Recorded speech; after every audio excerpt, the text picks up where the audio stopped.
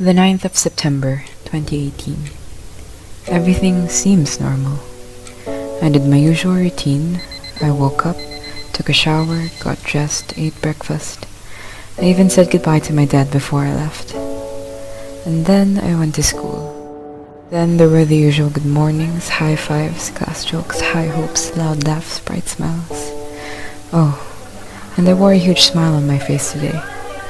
It fit perfectly. Everyone believed me. I even fooled myself. What they don't know is that this is the third night I haven't had any sleep. And it's not the noisy neighbors or the sound of my barking dog. No, it's not the cups of coffee I had before going to bed. Neither is it the faint snores of my dad that I could hear from the nearby room. I wish I could sleep like that. I don't know how long it's been since I've seen the sunrise or the raging colors of the sky, because the only thing that's keeping me company is the moon. The moon speaks to me at night. But I'm not even sure if it's the moon, but the voices won't stop.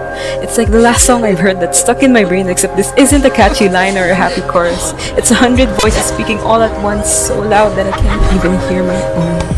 I want them to stop. I really want them to stop. I don't want to hear another word. Dinner's ready. The 10th of September, 2018. Everything seems normal. I did my usual routine. I woke up, took a shower, got dressed, ate breakfast. I even said goodbye to my dad before I left. And then I went to school. Then there were the usual good mornings, high fives, class jokes, high hopes, loud laughs, bright smiles. I'm not okay. You know, when you're drowning, you don't actually inhale until just the moment before you black out. The instinct to not let any water in is so strong that you wouldn't open your mouth until your head feels like it's exploding. I don't know how deep this is, but it's so dark and I can't see. The farther I go, the scarier it is. The cold waters are reaching out to me. The deeper I go, the more I feel unfamiliarity. I feel as if the unknown is wrapping around my head and slowly dragging me down every passing second.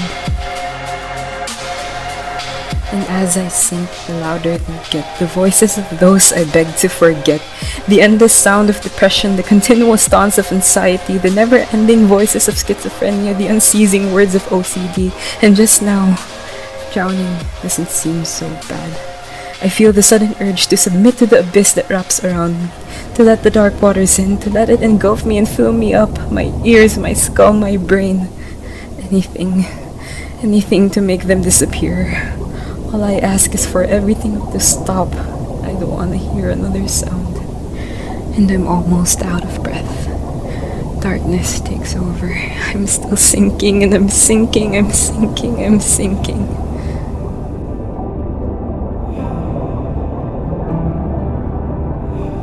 The 11th of September, 2018. For once, everything is normal. It no longer just seems normal, but it actually is. I did my usual routine. I woke up, took a shower, got dressed, ate breakfast. I even said goodbye to my dad before I left. And then I went to school. Then there were the usual good mornings, high fives, class jokes, high hopes, loud laughs, bright smiles. But this time, I smiled genuinely. Sometimes I ask myself, why am I more scared of telling people about my mental illness than I am scared of the illness itself?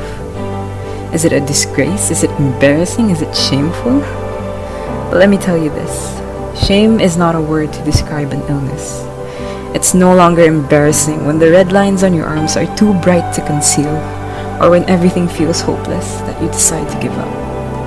We are so scared of being called the kid with a mental disorder that we continue our lives trying to be normal even if everything inside our heads are in chaos.